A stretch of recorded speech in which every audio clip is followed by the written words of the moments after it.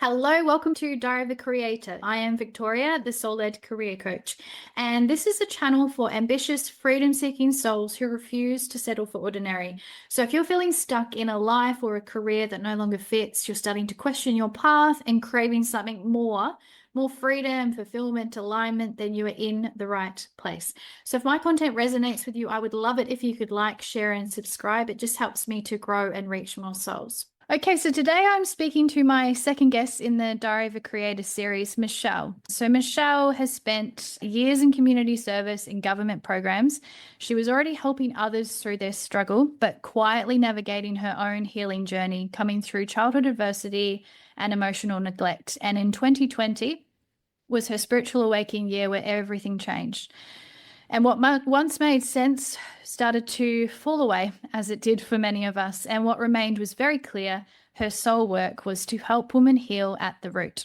So now Michele works as a rapid transformational therapist and a clinical hypnotherapist, guiding women through anxiety, self-sabotage, trauma, and spiritual awakening, taking them back to self-love and confidence and blending science, spirituality, and lived wisdom. It's great to have you on. I'm looking forward to diving into your journey of how you've got to where you are. So going back into when you worked into government and your pre-2020 awakening.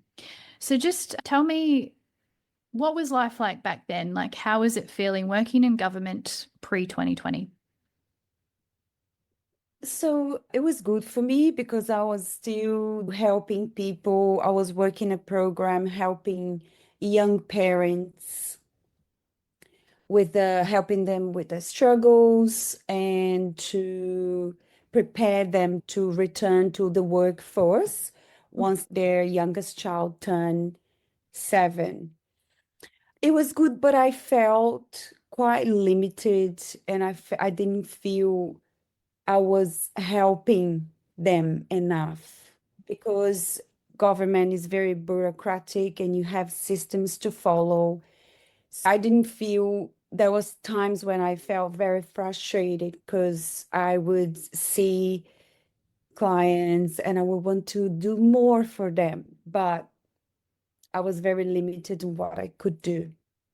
Yeah, and you talk a lot about going to the root. Is it fair to say that the level that you could work with people is more of that It was surface? exactly, Victoria. It was very surface level. So a lot of people with generational trauma, complex trauma, and I could see that I could help them more with the nervous system regulation, feel more present, feel more balanced in themselves. But yeah, I could just do a little bit because I was asked to focus more on the career path, on getting these people ready for the workforce. Yeah. What were your triggers or turning points or moments of realization that you knew you weren't meant to be there and it was time to start changing? So obviously 2020, it was a very challenging year for all of us. I was still working. I worked until mid of 2020. And that's when I decided to start the rapid transformational course because I wanted to be a hypnotherapist. And I remember thinking about just leaving my job. And I talked to my partner, and he say, "Yes, you can do it. You can leave your job. We'll support you until you finish the rapid transformational course." So I remember giving the resignation letter, and I felt so good. And that's what I knew. It was like my body felt so light, and I was ready to step into my soul purpose. I'm not going to say it was easy because there's a part of me that felt like, oh my God, if things don't work out, I'm going to start this soul-led career. But what about if things don't go right? Yeah. And then I had to talk to myself into it and just say to myself, it's okay. If things don't go the way you expect, then you can always go back to where you're working before. Yeah. Because that comes up for everyone. What are some ways that you managed the fear? I managed the fee. Obviously, I was very lucky because I had someone that was supporting me. And I understand that not many people have that. But the fee is always there. It was to acknowledge the fee and not just pretend, oh, it's not there, everything's going to be okay, and just bypass the fee. I think the way I dealt with the fee was to acknowledge and to almost like pat and say, it's okay, I'm here now, I'm the driver. And that Mm. was 2020 as well when I did plant medicine, I did ayahuasca. So I had the experience with the fee, and that taught me as well how to deal with the fee when I left my Yeah, job. yeah. And so you were going through, or you've spoken going through your own healing journey even Yes. prior to that and moving in. Yes. Tell me through that journey, was it through that deeper inner work where your soul purpose became clear to you? It became quite challenging and sometimes very unclear. And there were times when I felt very stuck because I was starting this healing journey. I had an awakening in, I think, 2000 and spiritual awakening 2021. And I felt very dysregulated. And I thought, oh, things are improving now. But I actually experienced the dark night of the soul. And that was very intense in all aspects of my life, including personal. But I persisted to continue on the journey, working on my healing, because I knew I have to heal myself in order to fully embody this soul purpose. And it did later on, it came up on my business. Yeah. It's interesting because I think it's a common theme, and for me as well. Only my ego tried to rush into creating a business or getting into that almost too quick. But there really is a period of time where it's all about self-discovery and the It is. healing and the releasing of the layers to actually come back within. Exactly, because when you have your own business, is your nervous system there. What I realized with my business is that I would have all this visualization of what I want my business to be, but I didn't have body capacity to be able to embody. When I started having more and more clients, I would freak out. I was like, how can I do this? It's not possible. And that's when I realized that instead of expanding, I was retracting because my body didn't have the capacity for that. And that was related to my past. You can be on a healing journey, even working as a healer, and it's almost, you can't even fully understand just how much going into a soul path is working into Exactly. the fear itself, and it is going to come up. Yes. And your business, it's not separate from who you are. No, It's not separate. It is pretty much you, like in yourself. which is the block, because it's much easier to stand in front of people if you're hiding behind your knowledge or it's someone else's. But when you're putting yourself out there, which I think is why a lot Exactly. of people don't make it, they turn around Yeah, because it is quite confronting. it is confronting. And you gotta see, you will see parts of yourself that you never seen before. And I feel that for that, you have to have a capacity in your body, or at least working towards it, building that capacity in your body so you can hold more. Is it fair to say when someone is in the earlier stages where they're like, I know I'm not where I'm meant to be, I want more, I want to understand what I'm here for, my purpose, that it's more about the being before the doing. Exactly, exactly. And that's what I learned, that because you learn with Instagram, all these coaches saying, the successful coaches, right? Talking about visualization and the art of manifestation. And there's so much talking about this, that you can come to that person where you start creating and you forget to be. And that's when I almost had the burnout Yeah. stage, where I was, oh no, I need to do, I need to do, I need to do. And I stopped being, and it was so tiring. It's also us playing out the same, like it happens for me because I've come through quite a high performance corporate role where it's Yeah, just yeah, go. yeah. And I came into almost going that way, but getting feedback that it just wasn't working, which is interesting. But I think there's a lot to be said for Instagram and the coaches and all of this instant Yes. overnight Oh, success. It's just not really true at all. no. And I almost got caught into it, because Yeah. when you look at it online, the algorithm just keeps sending you these coaches, successful coaches, they're making so much money, and then you get caught. How come the ego part comes back and say, how come you're not doing that well? Oh, is that because you're not good enough? And then that's when I got triggered to do more. But yeah, I had a great learning from it.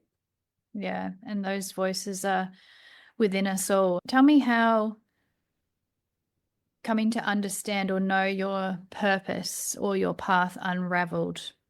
Did you get an instant, this is what I'm here to do? Did it move a bit slower? Walk me through how it transpired for you. My previous role with a government program, I was working as like a caseworker. So it was helping people. And I also studied counseling. So for me, it was, I knew that my purpose was to help people. But I realized that I wanted to work with women that had a similar journey like me, with trauma and emotional neglect. So I feel like finding my niche was very difficult, because I was a bit lost on who my niche should be. But then when you really focus on your healing, you focus on yourself, these answers just come to you naturally. And then you just working from a heart-centered approach rather than the mind. So yeah, it just happened. Yeah. So you went through the period where the ego almost takes over and you go into the comparison. You're like, oh, I should be Yeah. doing that. I need to be Yes. doing that. And then you're moving more into a heart led way. Is it fair to say that's more just going with the intuition? Yeah, going with intuition and being very self-aware on what comes up, and not trying to repress emotions or repress these, I would say, the dark shadows that comes up, because it's very easily in this industry to use a spiritual bypassing, to detach from part of ourselves that everyone has and just dissociate. Yeah. And I feel like this is very important, especially people, we that work with helping others in helping their soul with healing. We can have these roles like a spiritual healer. And then when you feel these, I say negative, but there's no negative emotions. You can always transform emotions, right? When you experience these dense emotions, just be mindful of it and not try to repress it. And let's dive into that a little bit on how, because obviously you work a lot with the nervous system and the body.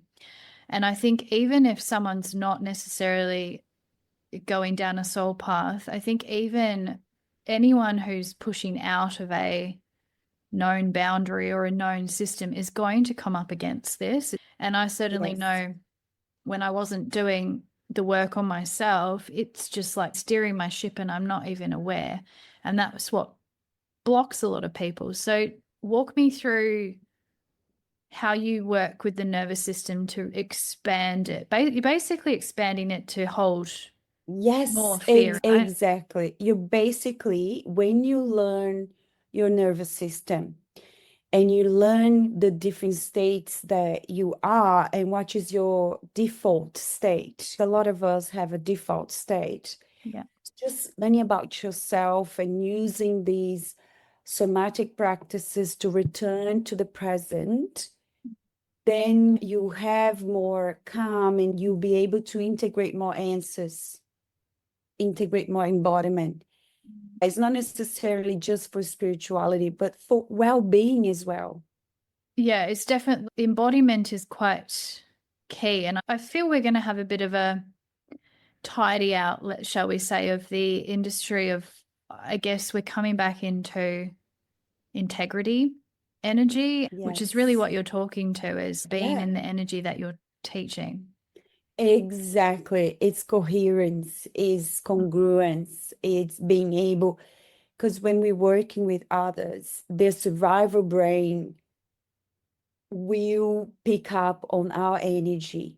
And it happens beyond the consciousness. So if you are not embodied, if you are not on your centered and present self, they will pick up on it. Clients will pick up, and somehow they may not resonate, or they won't have the healing they deserve.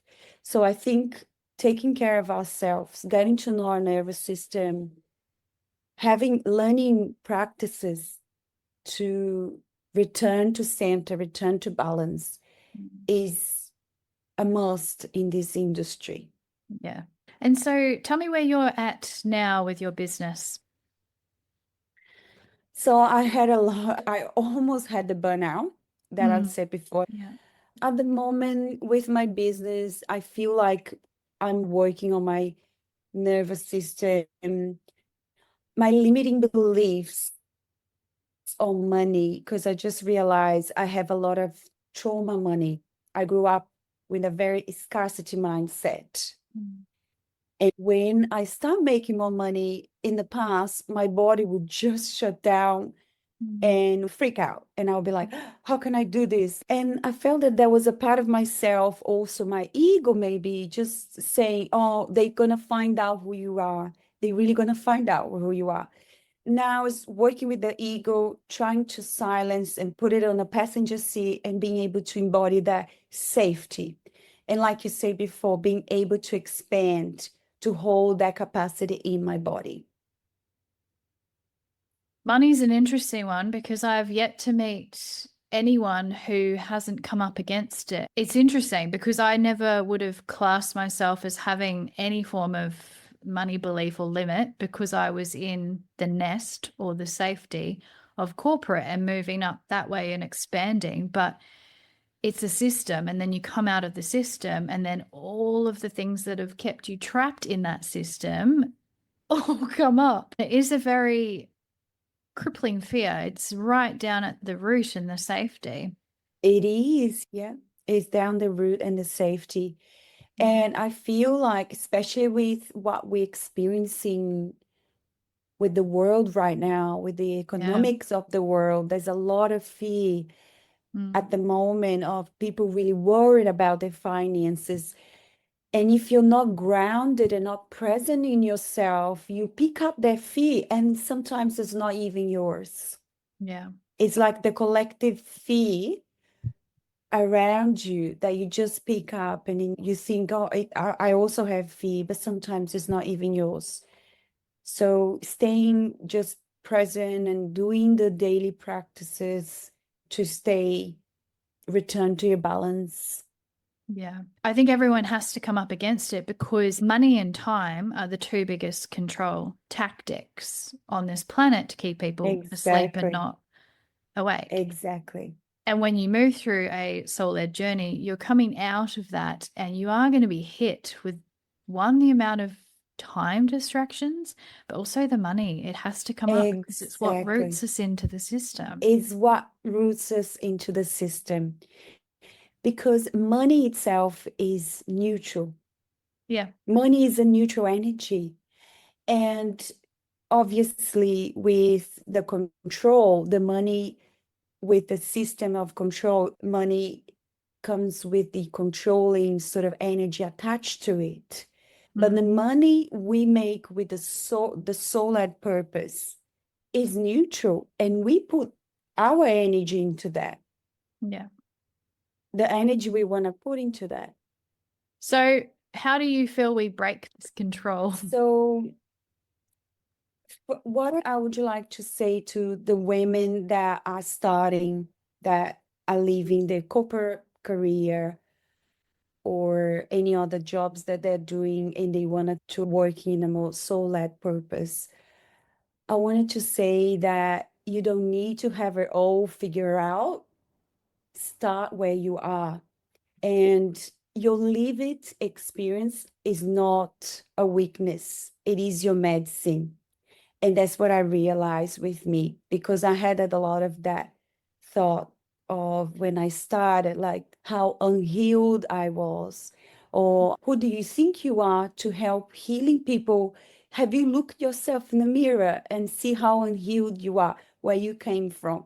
So don't believe in those ego trap conversations.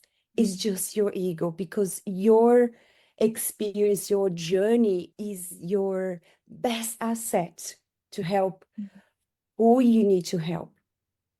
And you stay connected to your body. Your body hold all the answers. And more you work with your body, your mind will become more clear. Yeah.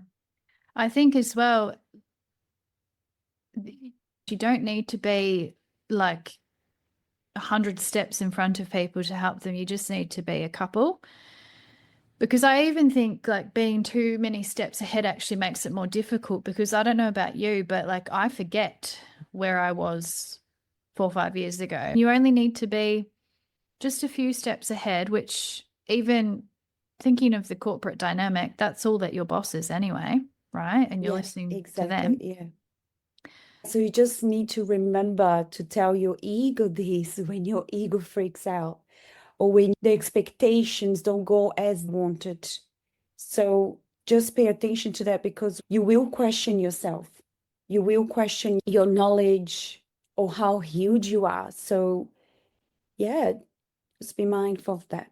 And what are some strategies that you use in the moment when you know that your ego has come up, to work through that, to keep going, basically? Yeah. So I feel when I know my ego is coming up, I feel like an instant activation or an instant trigger in the body. And in the past, I would react. And by me reacting, I would sometimes say something and then I would regret later, or do something that I would regret later. I would feel the activation, and then my mind will go straight to criticizing, judging, or having those negative self-talk, like you're not good enough or where you are, and then I would just withdraw. So for me, the strategy that I use today is to feel the activation, to find it in my body, and normally is around here. Yeah. Within the chakras, within the lower chakras or upper chakras, normally is lower chakras. Yeah. So I'll feel where the activation is. I'll put my hand into it and I'll just breathe. I'll just do 3 gentle breaths and be kind to myself and just think, what would you like me to do? Do you want me to say something? Or do you want me to reflect on this and just have time to reflect on this? And this gives me time. And I always feel like I stopped reacting. I started responding from a more centered, more present self. Yeah. And it's beautiful because people around me, they notice as well. Yeah. Because if they throw something to trigger me, but I don't catch it. I say, look, this is yours, it's not mine. Yeah, Yeah. that is the work. So we see the ego has a way of keeping us where we are and distracting us from where we want to go. Does it help to anchor into where you want to go? And to double barrel that, where do you see your path going in the future? Where's your vision or your focuses? To your first question, I think it does help you to ground yourself and stop reacting because I feel like today's problems, the world's problems today is people reacting to each other. There's a lot of trigger. And when you look at it, it's a lot of our inner child reacting. When we are triggered, it's just your inner child reacting whether it's feeling hurt or unheard or unsafe. So I feel when you give yourself that time, you let your inner child know that it's okay, I'm here, I'm the adult self, and now I would choose to respond accordingly in a more present way. Mhm. So to your second question, so I have created a inner child program is 6 weeks in a child program to work with a group of women to heal their inner child, learn how to regulate their nervous systems with nervous system practices and rapid transformational therapy. So in this program, once they heal they feel more present with the nervous system, then I do a rapid transformation session where that can find the limiting beliefs from their past. And then we rewire those limiting beliefs. But first, the body needs to feel safe. So I'm starting with this program now. I want to help as many women I can with this program. And you feel like you've found your purpose for the here and now. For the here and now, yes. I think we're all work in progress. Maybe next year I'll be doing something different. I don't know. But this is the year for me to really help these women return to themselves in a loving, centered space for their daughters or their grandchildren and be more the healed version of themselves. Yeah. And do you have any words of encouragement or any thoughts on women who are wanting to come out of corporate and start following a soul-led, either career path in life? Don't be scared to find out who you are. That's a good one. I feel that do the shadow work, work on your childhood stuff. I think it's really important. And just do it. Don't think too much because the ego will come up with fears, questions. Put the ego on the passenger seat and be the driver. That's my advice.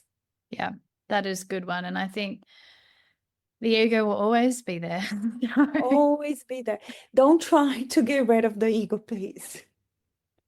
No, and I think the exercises you've given as well, I think there's a lot of misdirection in personal development and healing where it's get rid of these things. And it's not about that. It's about full-blown self-love and acceptance, which funnily takes the heat out of these aspects of us taking control anyway. Exactly. Self-love and acceptance and a lot of compassion, self-compassion.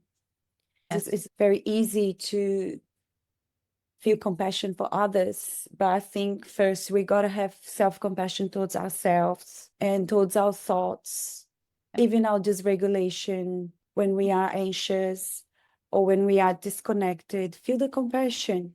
And by feeling this compassion, you return to yourself. Yeah, 100%.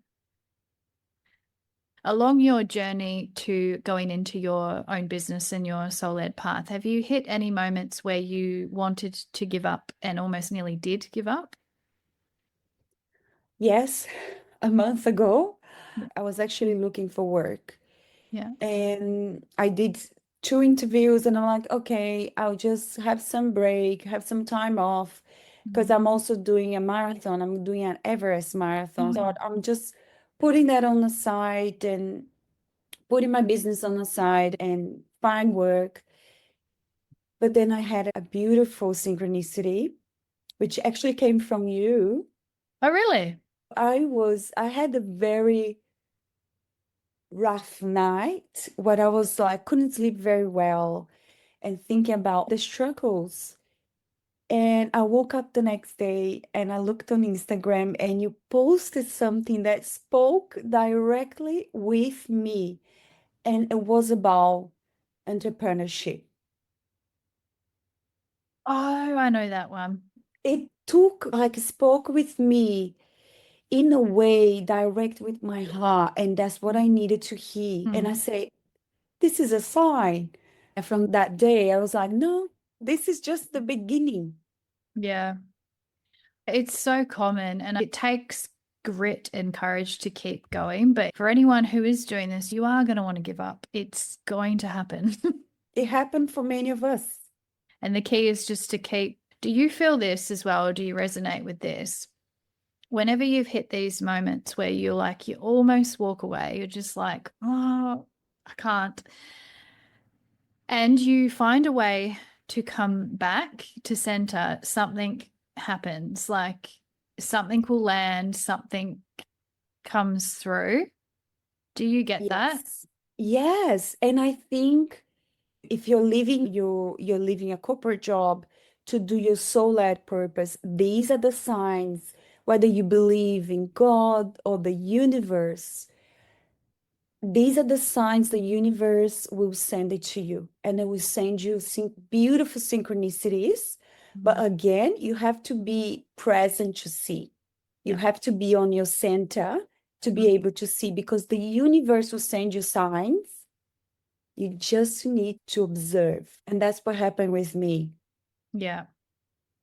Yeah. I love the signs. Yeah, the universe will send you these signs. Just be present and don't doubt. It is sending to you Mm. any signs that it will resonate with you and will Yeah. speak with you directly to your heart. On the other hand, if you Mm. are in a career that's not meant for you, life will feel a struggle. You may have burnout. You may have issues with your bosses or with work colleagues because Yeah. it's not your purpose. Yeah. I call them the universal slaps in the face. They get louder. If the more you don't listen, the louder they're going to slap you across the face until you don't even need to be a connected person to understand when you're getting signs that you're going the wrong way. Exactly. And that's for everything, right? For Yeah. relationships, Oh, yeah. friendships. They don't call it red Uh, flags for nothing. exactly. Awesome. Thank you so much for that. I'm going to share the links to your channels and to your program in the captions below for anyone that is interested or drawn to work with Michele. I think that is it. Thank you so much. That was lovely Thank to you. hear all of your Victoria. words. Thank you. It was lovely being here.